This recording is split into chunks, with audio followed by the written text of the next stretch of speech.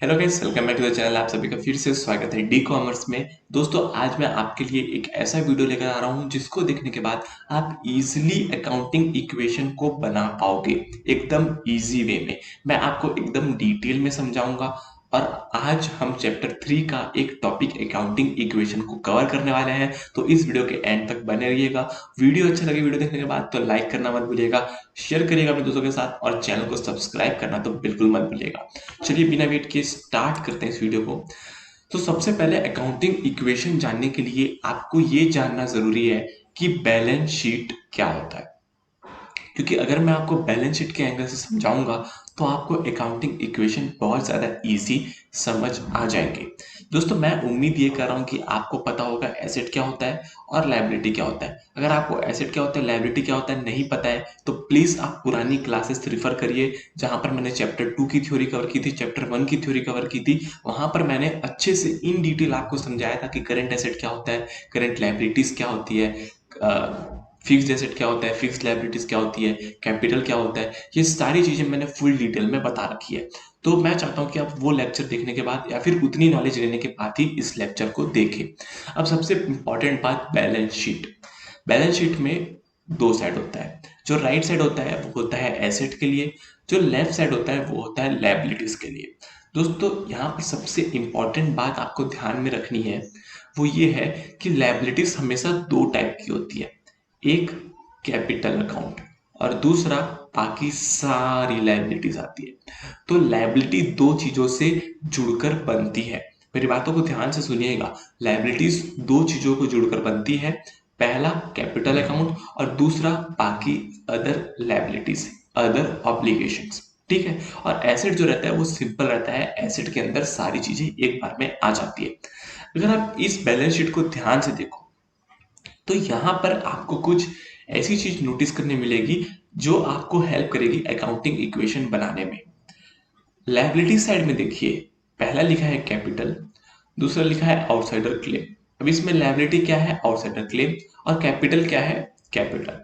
इन दोनों को प्लस किए तो आ गया 6,80,000, 6,80,000। अब बात करो एसेट की, तो यहाँ पर cash, bank, debtor, stock, furniture, plant and machinery, इन सारों को टोटल किए तो आ गया 6,80,000। यानी कि दोनों का टोटल मैच हो रहा है। ये कोइंसिडेंस नहीं है। ध्यान से सुनिएगा, ये कोइंसिडेंस नहीं है। बैलेंस शीट का दोनों साइड का टोटल हमेशा हमेशा मैच होता है। अब आपको यहां पर एक चीज सीखने मिल रही है कि लायबिलिटीज हमेशा एसेट के बराबर होती है, न उससे ज्यादा होती है न उससे कम होती है।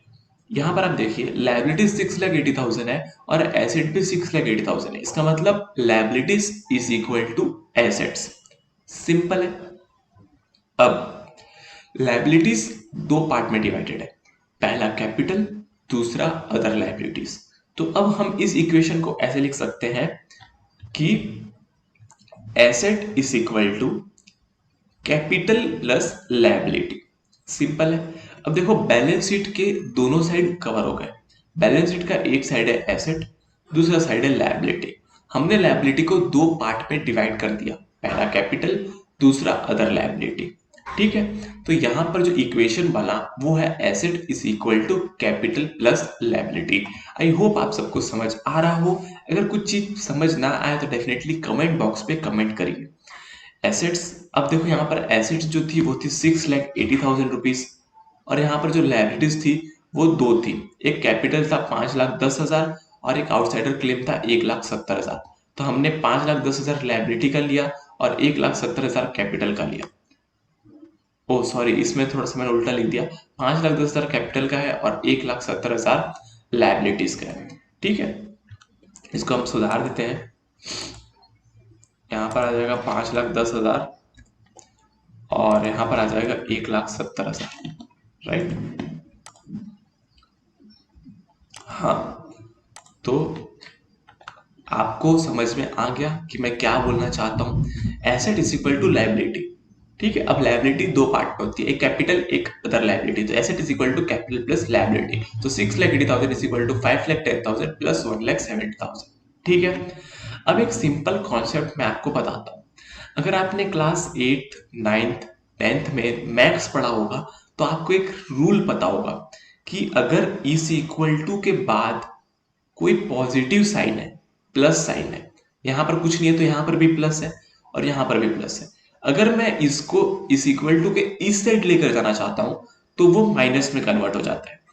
प्लस रहता है तो माइनस में कन्वर्ट होता है, माइनस रहता है तो प्लस में कन्वर्ट होता है, इनटू रहता है तो डिवाइड में कन्वर्ट होता है, डिवाइड रहता है तो इनटू में कन्वर्ट होता है। सिंपल है। तो अब अगर मैं इस इक्वेशन को और आगे लेकर जाना चाहूं तो अगर मेरे को कैपिटल फाइंड करना है तो फॉर्मूला क्या होगा, मैं इस लायबिलिटी को यहां भेज दूंगा तो फॉर्मूला बनेगा capital is equal to asset minus liability. ये देखिए capital is equal to asset minus liability. Simple है। अब यहां पर भी मैंने अमाउंट में थोड़ा सा मिस्टेक किया है, कैपिटल इधर लायबिलिटी इधर आना चाहिए, लेकिन उससे कोई फर्क नहीं पड़ेगा। मान के चलिए कैपिटल 170 था, ठीक है, और लायबिलिटी 510 था।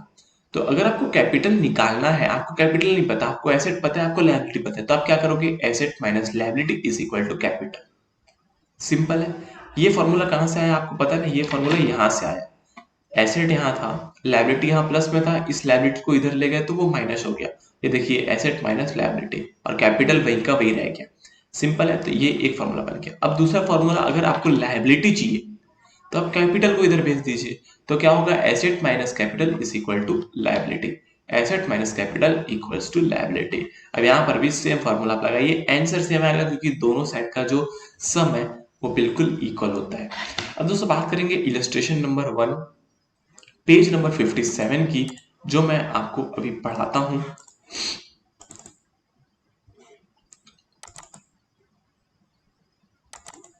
Illustration number 1 page number 57।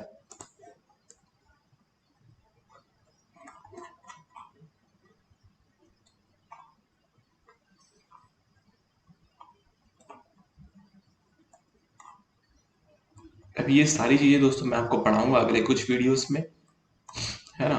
तो उसके लिए पहले अपन आते हैं। ये देखिए ये रहा पेज नंबर, कहाँ गया भाई पेज नंबर, पेज नंबर 57, ठीक है।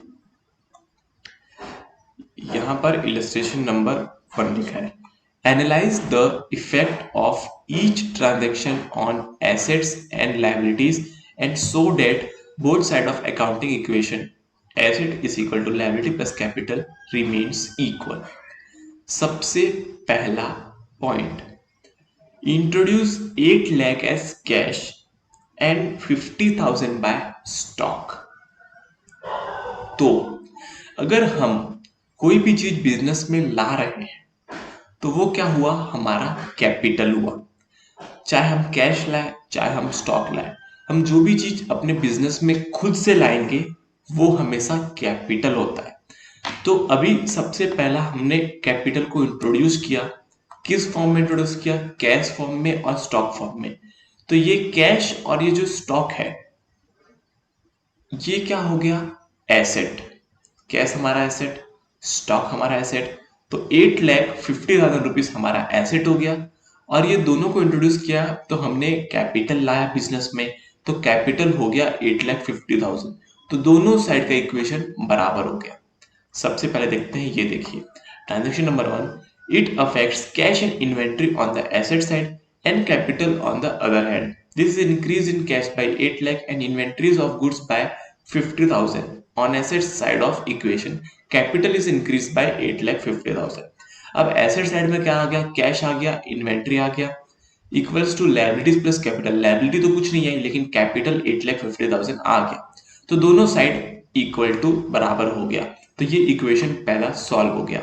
दूसरा, purchase plant for 3 lakh rupees by paying 50,000 in cash and balance at a later date. अब समझ लीजिए मैंने कोई मशीन खरीदा, कोई प्लांट खरीदा। कितने रुपीस का प्लांट था, 3 लाख का। तो 3 लाख मेरा क्या हो गया, प्लांट क्या है, एसेट है, फिक्स्ड एसेट है। तो 3 लाख मेरा एसेट हो गया। डन है। मैंने पे कितना किया, 15,000। तो मेरे कैश से कितना माइनस हो जाएगा, 50,000। यानी मेरे एसेट से कितना माइनस हो जाएगा, 50,000। प्लस होगा 3 लाख, माइनस होगा 15,000 कैश से। और जो भी बाकी का पैसा बचा है वो मैंने पे नहीं किया, यानी कि जो भी 2,85,000 बचा हुआ है वो मैं इन फ्यूचर पे करूंगा, तो वो क्या हो गया, मेरी लायबिलिटी हो गई। ठीक है, तो अब हम आते हैं सेकंड ट्रांजेक्शन की तरफ। सेकंड ट्रांजेक्शन में क्या हुआ, कैश हमने दिया 15,000, तो कैश को माइनस कर दिया 15,000, कैश कितना बच गया 7,85,000। इन्वेंट्री को हमने कोई छेड़खानी नहीं की, तो 50,000 प्लस 0 इज इक्वल टू 50,000।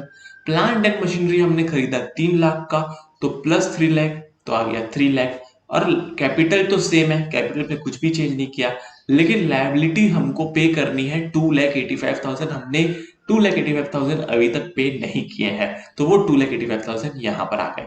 तो अभी फिर से आप इन तीनों को टोटल करिए, तो आ गया 11,35,000, और ये दोनों को टोटल करोगे तो भी आ गया 11,35,000। तो अभी भी जो है हमारा अकाउंटिंग इक्वेशन मैच हो रहा है, डन है। हमेशा हमारा अकाउंटिंग इक्वेशन हर इक्वेशन के साथ मैच होता है। Deposited 6 lakh into bank. अब मैं आपको एक बात बताता हूँ, अगर आप बैंक में पैसा जमा करते हो तो क्या होगा, आपका कैश 6 लाख से कम हो जाएगा। कैश में क्या होगा, आप कैश दोगे ना बैंक में, तो आपका कैश 6 लाख से कम हो गया, लेकिन आपके बैंक अकाउंट में 6 लाख रुपए ऐड हो गए। तो वो क्या रहा है, आपका जो कैश है वो कम हो रहा है, यानी आपका एसेट कम हो रहा है। आपका जो बैंक है वो इंक्रीज हो रहा है, लाइक यानी कि आपका एसेट इंक्रीज हो रहा है। तो हमें जो भी चेंजेस करना है वो खाली एसेट साइड में करना है, लायबिलिटी प्लस कैपिटल सेम रहेगा। देखते हैं ट्रांजेक्शन नंबर 3। कैश में 6 लाख माइनस किया और बैंक में 6 लाख प्लस किया एसेट साइड में, और यहाँ पर जो टोटल है वो वापस 11,35,000 आ गया, क्योंकि हमने लायबिलिटीज और कैपिटल साइड में कोई चेंजेस था ही नहीं, तो हमने उस साइड कोई चेंजेस किया ही नहीं।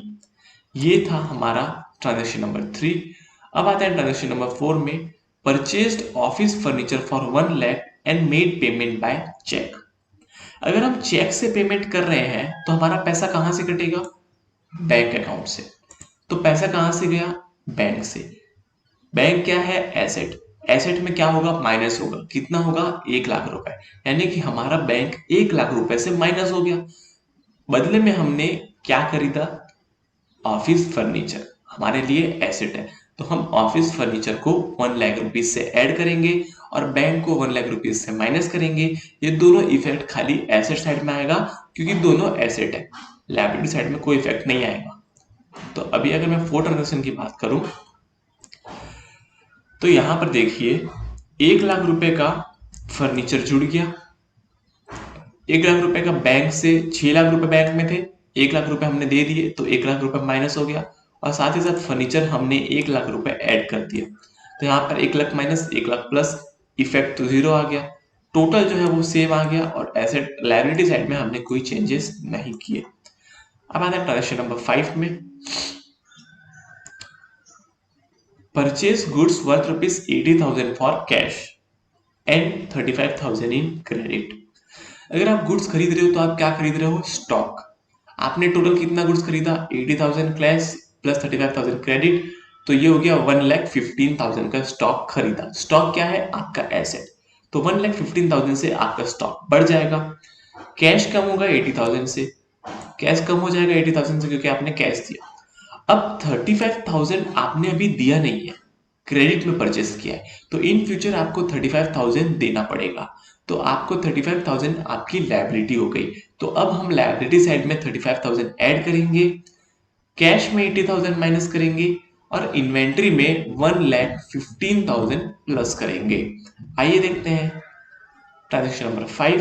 कैश में हमने 80,000 माइनस किया, इन्वेंट्री में 1,15,000 प्लस किया, और साथ ही साथ लायबिलिटीज में 35,000 प्लस किया, तो यहाँ पर जो टोटल है वो फिर से सेम आ गया। सिंपल था ट्रांजेक्शन नंबर 5। आई होप आप सबको समझ आया हो, नहीं समझ आया तो आप कमेंट करिए कि आपको क्या समझ नहीं आया। अब आते हैं 6th में, goods amounting to 45,000 was sold. अगर हमने गुड्स बेचा तो क्या हुआ, हमारा इन्वेंट्री कम हो गया, इन्वेंट्री 45,000 से माइनस हो जाएगा। 45,000 के गुड्स को हमने 60,000 रुपीज में बेचा है, ठीक है, तो हमारे पास कैश कितना आया 60,000, तो कैश को 60,000 से प्लस कर देंगे, हमारा इन्वेंट्री कितना गया 45,000, तो हम इन्वेंट्री को 45,000 से माइनस कर देंगे। अब यहां पर हमने प्रॉफिट कमाया है, हमने प्रॉफिट कमाया है कितने का 15,000 रुपीज का प्रॉफिट। कैसे? 45,000 के गुड्स को हमने बेचा 60,000 में, तो हमने 50,000 रुपीज का प्रॉफिट कमाया। प्रॉफिट क्या होगा? प्रॉफिट से क्या होता है, हमारी कैपिटल बढ़ जाती है। तो ये जो 15,000 रुपीज है इससे हमारा कैपिटल बढ़ जाएगा। ठीक है, अब देखते हैं, ये देखिए 60,000 रुपीज कैश में आए, उसको ऐड कर दिया, इन्वेंट्री गई 45,000 की, उसको माइनस कर दिया, और साथ ही साथ हमने जो प्रॉफिट कमाया 15,000 रुपीज का, उसको हमने कैपिटल में ऐड कर दिया। ठीक है, ये आ गया इसका टोटल, और ये इसका आ गया ग्रैंड टोटल। ग्रैंड टोटल दोनों साइड का सेम है। इसके बाद आते हैं ट्रांजेक्शन नंबर 7 में। आई होप आप सबको समझ आ रहा हो। Goods costing to 80,000 was sold for 1,25,000 on credit. हमने गुड्स बेचा 80,000 का, इन्वेंट्री कितने से कम होगी 80,000 से। हमने कितने रुपए में बेचा 1,25,000 में, तो हमको प्रॉफिट कितना हुआ 1,25,000 माइनस 80,000, 45,000 का प्रॉफिट हो गया। अब ये 45,000 का प्रॉफिट कहाँ जाएगा? कैपिटल अकाउंट में। ठीक है, अब यहां पर जो क्रेडिट में हमने गुड्स बेचा है, हमने कैश तो लिया नहीं, तो कैश में ऐड तो होगा नहीं। अब ये हमने गुड्स क्रेडिट में बेचा, तो हमारे लिए ये हो गया डेटर्स। तो अब एसेट साइड में एक नया कॉलम खुलेगा डेटर्स, और वहां पर 1,25,000 ऐड होगा। चलिए देखते हैं 7th ट्रांजैक्शन, ये रहा। कैश में कोई इफेक्ट नहीं आया, इन्वेंट्री 80,000 माइनस हो गई, हमने 80,000 की इन्वेंट्री को बेच दिया। 1,25,000 हमको लेना है, पार्टी से हमने पैसा लिया नहीं, तो वो हो गया हमारा डेटर्स। और हमने 45,000 रुपीज का प्रॉफिट कमाया, उसको हमने कैपिटल अकाउंट में ऐड कर दिया। सिंपल था, दोनों साइड का टोटल फिर से मैच हो गया। अब आता है ट्रांजेक्शन नंबर 8 में।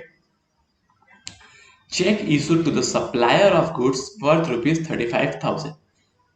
हमको किसी ने गुड्स सप्लाई किया था, हमने उसको पहले पैसा नहीं दिया था, तो वो हमारा क्रेडिटर हो गया। अब हम उसको पैसा दे रहे हैं चेक में, तो हमारे बैंक अकाउंट से माइनस होगा 35,000, और क्रेडिटर कम हो जाएगा क्योंकि क्रेडिटर को हमने पेमेंट दे दिया 35,000, तो अब 35,000 क्रेडिटर से माइनस हो जाएगा और बैंक से भी माइनस हो जाएगा। सिंपल था, ये देखिए कैश में कोई इफेक्ट नहीं आया, बैंक में 35,000 माइनस हुआ, और क्रेडिटर्स यानी कि लायबिलिटीज हमारी 35,000 से माइनस हो गई। सिंपल है। उसी तरह हमने 75,000 का कैश डेटर से लिया। अगर हम 75,000 का कैश ले रहे हैं, तो बैंक में 75,000 ऐड हो गया, डेटर्स में 75,000 माइनस हो गया क्योंकि डेटर्स कम हो गए, और साथ ही साथ यहां पर कोई भी चेंज नहीं हुआ। तो 75,000 प्लस 75,000 माइनस, नेट इफेक्ट आ गया 0। तो जो टोटल है वो बिल्कुल सेम है। अब आते हैं last transaction, transaction number 10। Withdrawn bye owner for personal use 25,000। Withdrawn यानी कि ड्रॉइंग्स, ड्रॉइंग्स यानी कि पार्टनर अपने घर के लिए, प्रोपराइटर अपने घर के लिए कुछ सामान ले जा रहा है, तो क्या होगा, जब वो सामान लाया था तब हमने कैपिटल में ऐड किया था फर्स्ट एंट्री में, अब वो सामान वापस ले जा रहा है तो हम कैपिटल से माइनस करेंगे। अब यहाँ पर सामान ले जा रहा है या पैसा ले जा रहा है, ये देखना बहुत ज्यादा इंपॉर्टेंट है। 25,000 यहाँ पर कहीं भी गुड्स नहीं लिखा है, तो कैश में 25,000 ले गया, तो हम कैपिटल अकाउंट से 25,000 माइनस करेंगे और कैश से 25,000 माइनस करेंगे। ठीक है, एंट्री नंबर 10, 25,000 हमने कैश से माइनस कर दिया और 25,000 हमने कैपिटल से माइनस कर दिया, तो आपका फिर से दोनों साइड का जो टोटल है वो सेम आ गया। दोस्तों ये मैंने इलस्ट्रेशन नंबर 1 कवर किया, आप ऐसे ही सारे इलस्ट्रेशन कवर कर सकते हो। आई होप आपको ये वीडियो अच्छा लगा हो। अगर अच्छा लगा होगा तो लाइक करिए, शेयर करिए, सब्सक्राइब करिए चैनल को, कि मैं ऐसे ही वीडियोस आपके लेकर आता रहता हूँ। आज के लिए इतना ही। जय हिंद, वंदे मातरम।